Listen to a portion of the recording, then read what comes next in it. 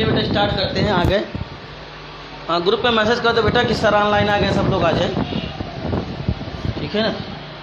चलिए बेटा स्टार्ट करते हैं। तो कल हमने आपको जो है प्रॉपर्टीज ऑफ इलेक्ट्रॉन जो होता है हमने आपको जो है बता दिया था। अब ओरिजिन ऑफ कैथोड रेज, तो कैथोड रेज की ओरिजिन जब जानते हैं, जो हमारा इलेक्ट्रिक डिस्चार्ज ट्यूब था, इलेक्ट्रिक डिस्चार्ज तो हम पढ़ते हैं origin of cathode rays, heading है origin of cathode rays. Cathode rays, cathode पे जानते हैं नेगेटिव चार्ज होता है, एनोड पर पॉजिटिव चार्ज होता है, और कैथोड जो प्लेट होता है इलेक्ट्रॉन रिच होता है और एनोड के पास इलेक्ट्रॉन की लैक होती है। तो ओरिजिन ऑफ कैथोड, इसकी ओरिजिन कैसे हुई? तो इसमें होता क्या है कि आपका जो होता है, जो कैथोड और एनोड था आपका, ये कैथोड हो गया था प्लेट और ये एनोड प्लेट था आपका, ठीक है। इसको हमने एक हाई वोल्टेज सोर्स से जोड़ दिया, अप्रॉक्सीमेट 10,000 वोल्ट बैटरी से जोड़ दिया था। तो कैथोड रेज से क्या निकलेंगे? रेज निकलेंगे, और जब कैथोड रेज से रेज निकलेंगी तो ये गैसों को क्या कर देती है? कैथोड रेज क्या करती है? जो इसमें गैस फिल रहेगा, कैथोड रेज गैसों को आयोनाइज कर देती हैं। सपोज इसमें हाइड्रोजन गैस है, तो हाइड्रोजन H गैस और प्लस कैथोड रेज है, तो यह क्या हो जाएगा? 2H प्लस और प्लस 2 इलेक्ट्रॉन, ठीक है ना। जिसमें आपका जो इलेक्ट्रॉन होगा किधर मूव करेगा? एनोड की तरफ, एनोड की तरफ। और जो पॉजिटिव चार्ज होगा किधर घूमेगा? आपका कैथोड की तरफ। तो ओरिजिन ऑफ कैथोड रेज कहाँ से होती है? कैथोड रेज की ओरिजिन कैथोड से होती है, और आप कह सकते हैं गैसों से। जब हम प्रेशर को लो करते हैं और वोल्टेज को हाई करते हैं, तो जो गैसें इसमें प्रेजेंट होती हैं वो आयोनाइज कर जाती हैं। क्या कर जाती हैं? आयोनाइज कर जाती हैं। या कैथोड रेज से आपका जो कैथोड रेज निकलता है, आपका कहाँ से निकलता है? कैथोड प्लेट से ही निकलता है। कैथोड प्लेट से निकलेगा आपका, और फिर ये गैसों को क्या करती हैं? आयोनाइज कर देती हैं,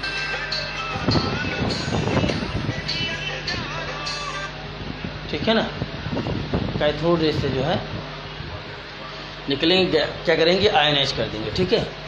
चलिए आगे देखते हैं।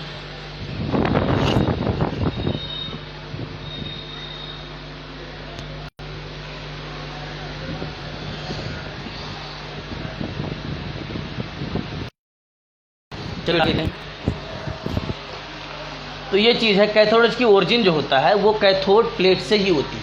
और जब कैथोड प्लेट से जो होता है कैथोड रेज निकलती हैं, तो ये क्या करती हैं? गैसों को आयनाइज कर देती हैं। तो जब गैसों आपका H प्लस और मान लीजिए हाइड्रोजन गैस उसमें है, तो ब्रेक हो जाएगा H प्लस में और इलेक्ट्रॉन में। इलेक्ट्रॉन किधर मूव कर जाएगा? एनोड की तरफ, और जो पॉजिटिव पार्ट होगा कैथोड की तरफ। कैथोड से स्ट्राइक करेंगे तो वहाँ से क्या निकलेगा? आपका इलेक्ट्रॉन निकलेगा आपका, ठीक है ना। तो ओरिजिन ऑफ कैथोड, कैथोड की जो ओरिजिन होती है वो आपका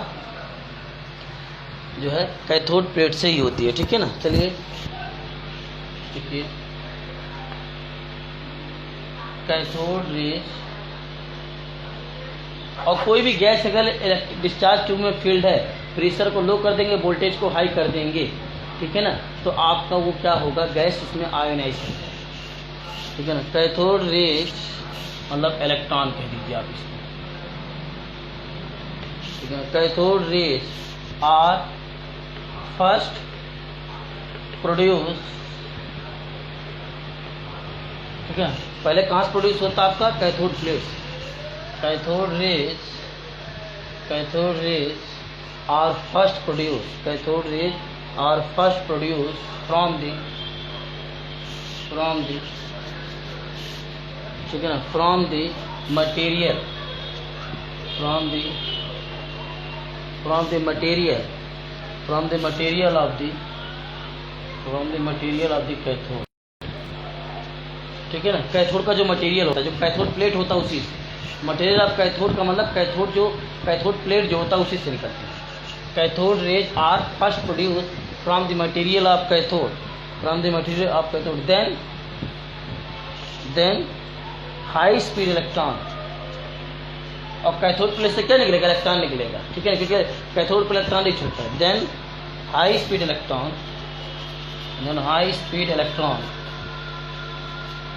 then high speed electron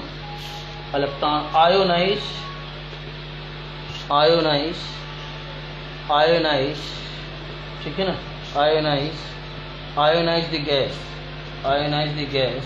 ठीक है ना, जो है in the discharge tube, in the discharge tube, in the discharge tube and electron.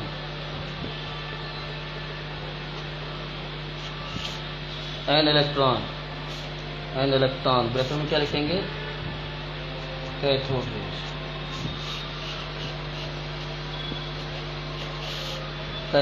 ठीक है ना। तो आपका ये क्लियर हो गया कि कैथोड रेज की ओरिजिन कैसे हुई। सबसे पहले कैथोड रेज कहाँ निकलता है, कैथोड प्लेट से।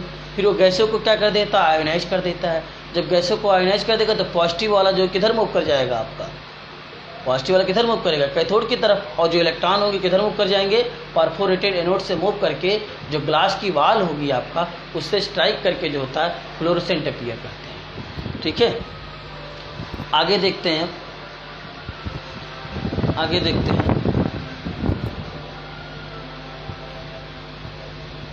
चलिए आगे देखिए बेटा।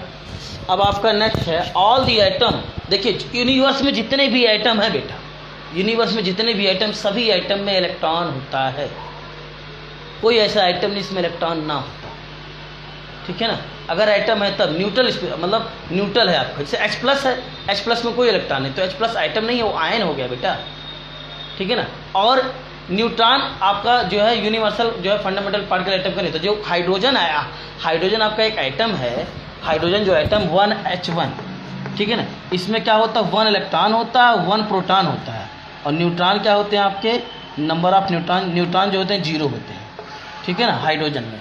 और H प्लस में क्या होता है आपका, H प्लस आयन है, इसमें क्या होता है 1 प्रोटॉन होता है और इलेक्ट्रॉन क्या होते हैं 0 होते हैं। न्यूट्रॉन भी क्या होता है 0 होता है, ठीक है ना।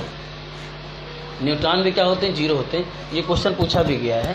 तो चलिए आगे देखते हैं अब, ठीक है ना। All the item contains electron, all the items contain, all the atom contains electron,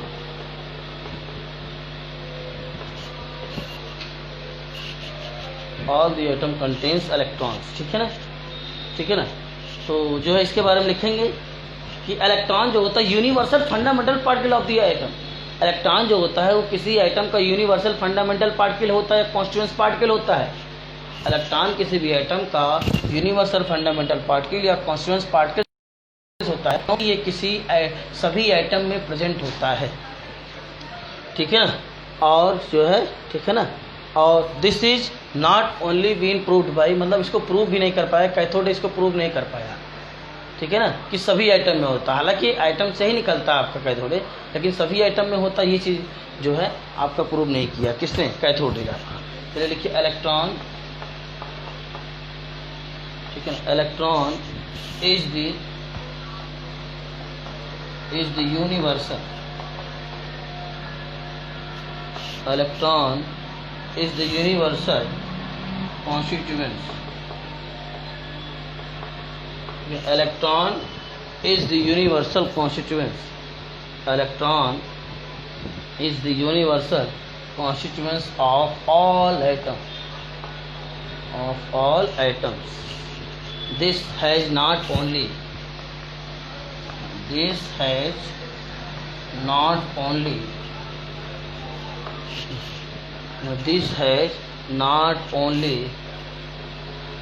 been proved, this has not only been proved by the discovery,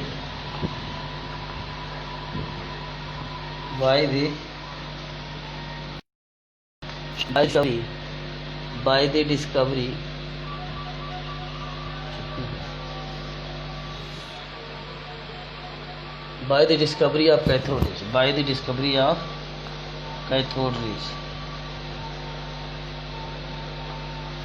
by the discovery of cathode rays, bracket में रहेगा, by the discovery of cathode rays, bracket में नहीं रहेगा, by the discovery of cathode rays, but also, दिख रहा है बेटा, but also, ठीक है ना, but also by the following, but also by the following facts.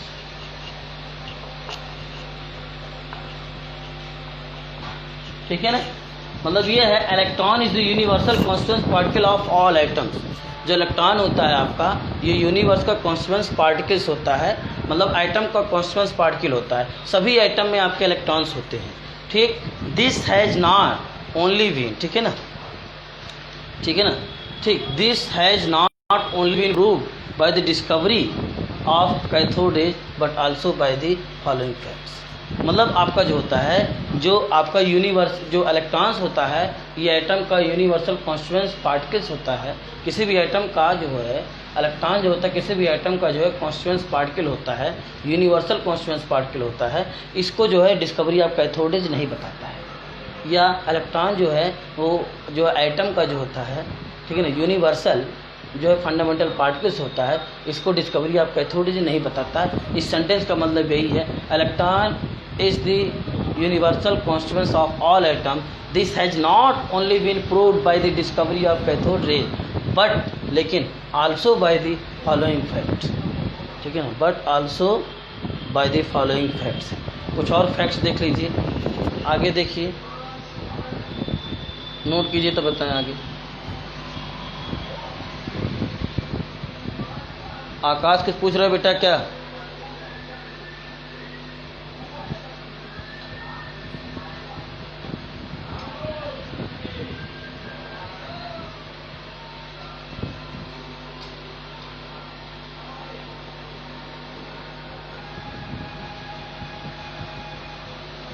हो गया बेटा?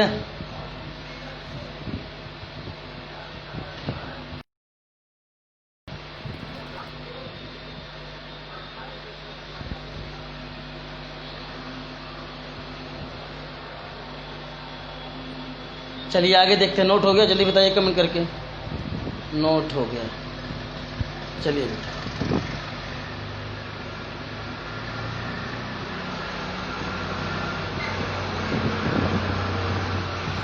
चलिए आगे देखते हैं।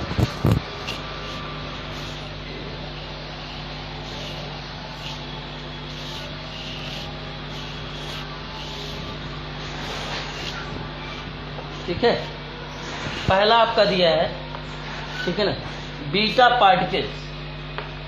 बीटा पार्टिकल्स, और इस फैक्ट के बारे में भी नहीं बताता है। बीटा पार्टिकल्स के बारे में भी डिस्कवरी आप कैथोड रे नहीं बताता है, ठीक है ना। बीटा पार्टिकल्स, ठीक है ना, ठीक है ना, बीटा पार्टिकल्स फाइंड हो लीजिए, गिवन आउट, ठीक है ना, beta particles given out by the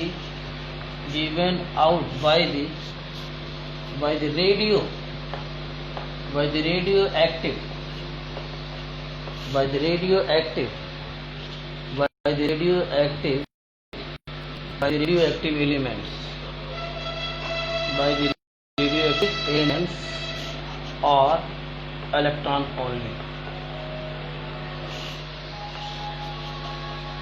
देखिए आपके जो कुछ आइटम्स होते हैं जो जिनका न्यूक्लियस हैवी होता है, जैसे यूरेनियम हो गया आपका जो है ऐसे एलिमेंट जिनका एटॉमिक नंबर जो होता है 83 से अबव होता है, 83 से अबव होता है।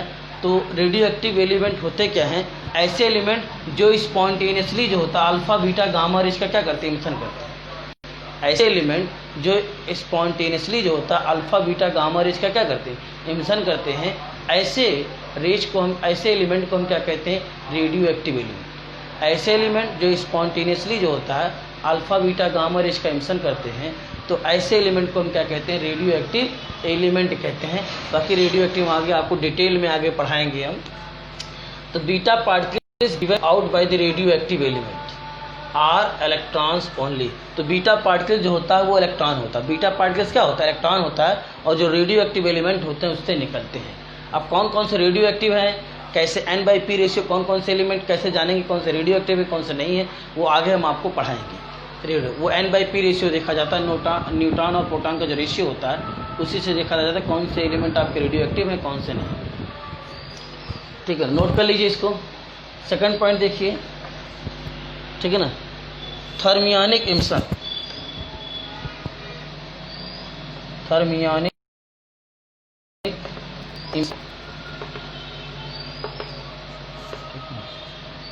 Thermionic emission.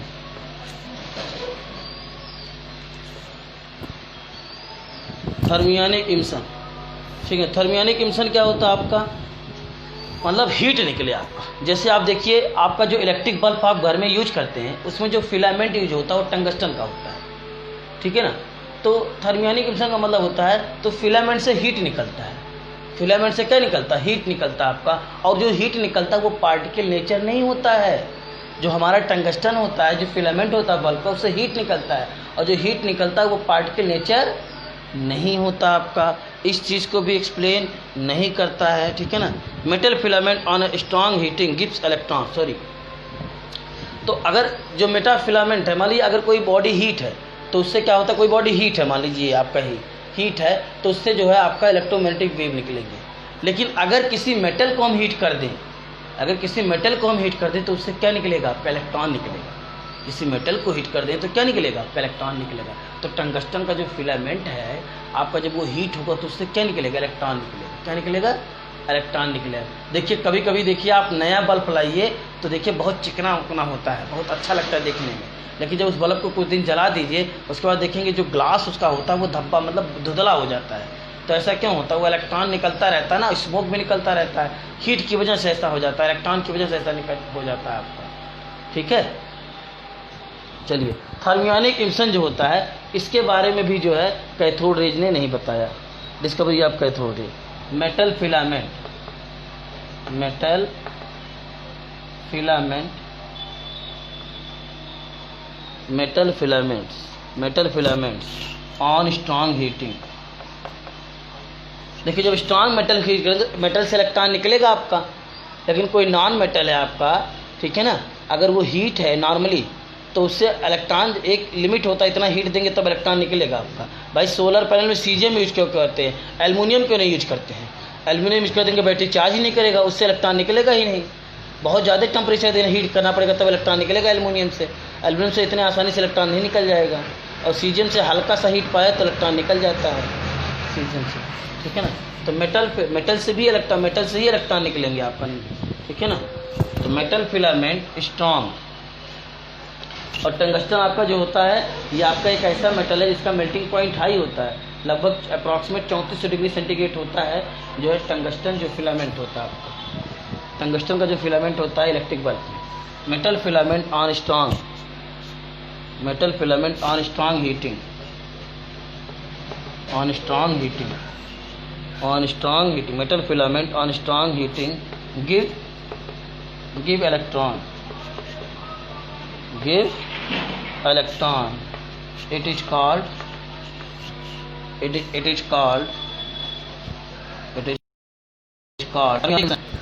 भाई आपका जो इलेक्ट्रॉन निकल रहा है, किसी भी मेटल को हम हीट कर दे रहे हैं। जब मेटल को हीट कर रहे हैं उससे जो इलेक्ट्रॉन निकल रहा है, तो उससे हम क्या कहेंगे, इस प्रोसेस को थर्मियोनिक इमिशन कहेंगे। क्या कहेंगे, थर्मियोनिक इमिशन, ठीक है ना। हीट करने पर इलेक्ट्रॉन निकल रहा है ना, तो उसे क्या कहेंगे, थर्मियोनिक। क्योंकि जो है थर्मियोनिक जो होता है आपका 2 वर्ड से मिलकर बना है, ठीक है ना।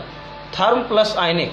थर्म का मतलब होता है हीट आपका होता है, और आयनिक का मतलब होता है आपका, जानते हैं आयन, जब इलेक्ट्रॉन निकलेगा तो आयन निकलेगा, चार्ज होता है आपका, ठीक है ना। तो कॉल्ड थर्मियोनिक, ठीक है, कॉल्ड थर्मियोनिक इमिशन।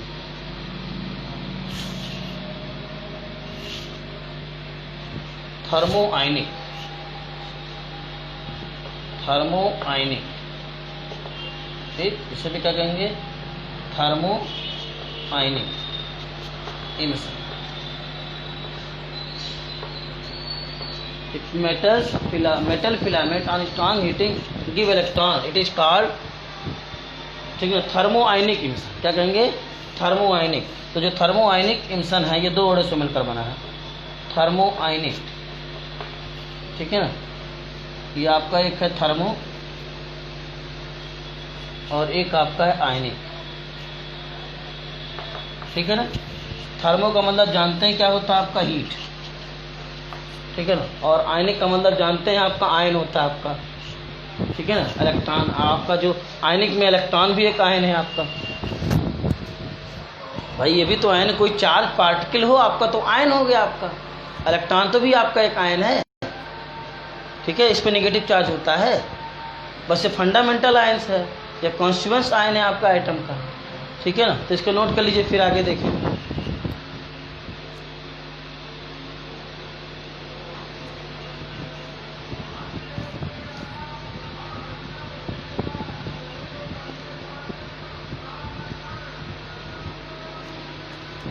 हो गया बेटा?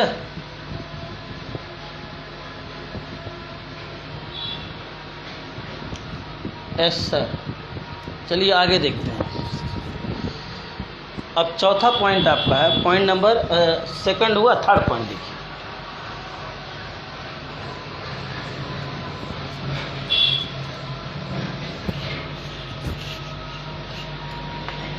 पॉइंट थर्ड है आपका फोटो इलेक्ट्रिक इफेक्ट। आगे पढ़ेंगे फोटो इलेक्ट्रिक इफेक्ट।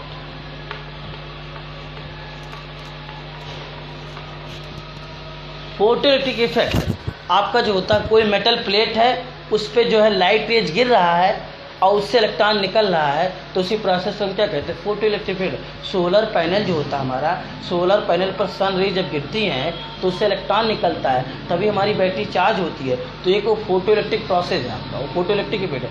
फोटो का मतलब होता है लाइट, ठीक है ना। तो आपका जो होता है फोटो इफेक्ट, आगे पढ़ेंगे। तो फोटो इलेक्ट्रिक इफेक्ट होता क्या है, जब कोई लाइट रे जो होता है मेटल प्लेट पर गिरती है तो उससे इलेक्ट्रॉन निकलता है। क्या निकलता है? Ejection of electron. जो इलेक्ट्रॉन निकलता है उसी को हम क्या कहते हैं, फोटो इलेक्ट्रिक। लाइट की प्रेजेंस में आपका इलेक्ट्रॉन निकले, और जब इलेक्ट्रॉन निकलेगा तो क्या होगा, इलेक्ट्रिसिटी प्रोड्यूस होगा आपका। जब इलेक्ट्रॉन निकलेगा तभी तो इलेक्ट्रिसिटी प्रोड्यूस होगा। तो आपको उसी को हम क्या कहते हैं, फोटो इलेक्ट्रिक। आगे डिटेल में पढ़ेंगे, उसी को हम क्या कहते हैं, फोटो इलेक्ट्रिक इफेक्ट। तो फोटो इलेक्ट्रिक इफेक्ट को भी कौन नहीं बताया, discovery of cathode. When A light of certain frequency,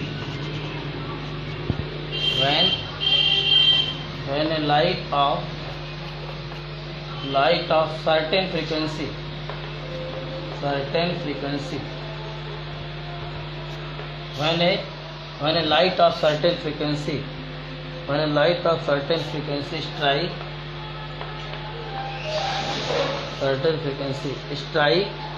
strike the metal surface, strike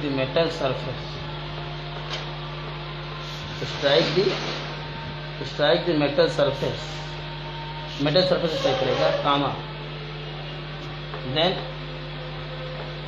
electrons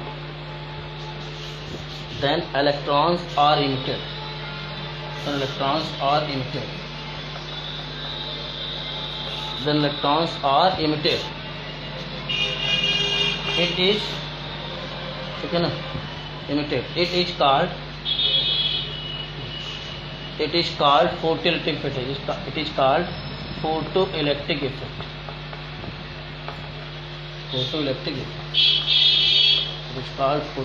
देखिए वही चीज़ हमने बताया है, इस कॉल्ड फोटोइलेक्ट्रिक इफेक्ट, ठीक है ना। इस कॉल्ड फोटोइलेक्ट्रिक इफेक्ट, ठीक है ना। Reactive metal such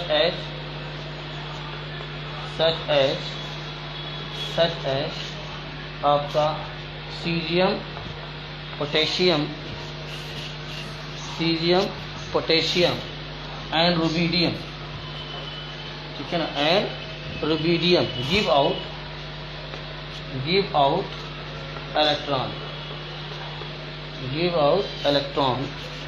electrons readily, ठीक। नोट कर लीजिए, नोट कीजिए तो आगे बताएं।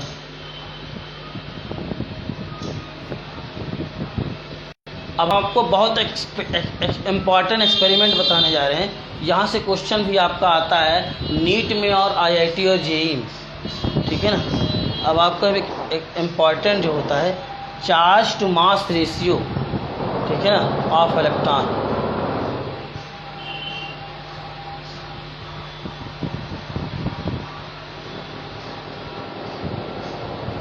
हो गया बेटा? बोलिए हो गया तो आगे बढ़े।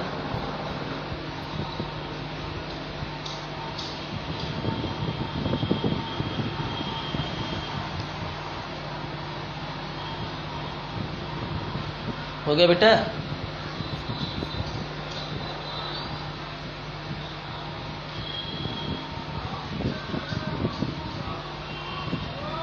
नोट हो गया। चलिए अब बेटा जो एक चीज़ हम आपको बताते हैं, ठीक है, ये बहुत इंपॉर्टेंट टॉपिक है और फिगर बना के समझाना हो नहीं पाएगा, लेकिन जो है इसको आप हेडिंग डाल लीजिए, charge to mass ratio, charge to mass ratio E/m, charge to mass ratio, ratio of electron, charge to mass ratio of electron, charge to mass ratio of electron, electron by J.J. Thomson experiment, by J.J. Thomson experiment,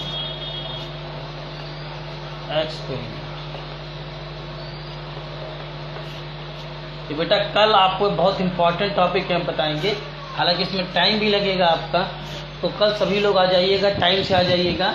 इसको हम बनाएंगे figure बना करके, हम बताएंगे कि आपका J.J. Thompson ने अपने एक्सपेरिमेंट के द्वारा E/m रेशियो कैसे निकाला, इलेक्ट्रॉन और मास का जो रेशियो है वो कैसे निकाला, और इसकी वैल्यू जो आया था वो 1.7588 कूलाम पर केजी, ठीक है ना, कूलाम पर, इसका कूलाम हो जाएगा, इसका केजी हो जाएगा आपका, कूलाम पर केजी आपका है E/m रेशियो।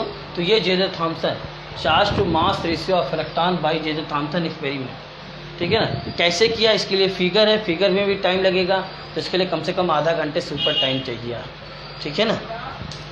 तो इसको नोट कर लीजिए बेटा, कल हमको याद दिलाइएगा, इसको नोट कर लीजिए, कल हम यही पढ़ाएंगे, ठीक है ना। कल इसी के आगे हम कंटिन्यू करेंगे, सभी लोग आ जाइएगा, ठीक है, नहीं छूट जाएगा तो बेटा आपको समझ में आएगा नहीं, ये भी ध्यान में रख लीजिए, ठीक है। और किसी को कोई प्रॉब्लम हो तो आप पूछ सकते हैं बेटा। विशाल चौधरी अभी कॉल किए थे आप, विशाल चौधरी का आईडी कौन सा बेटा? विशाल चौधरी किसका नाम है बेटा इसमें? नो कन्फ्यूजन, विशाल चौधरी, ठीक है बेटा। तो thank you class, now we will discuss.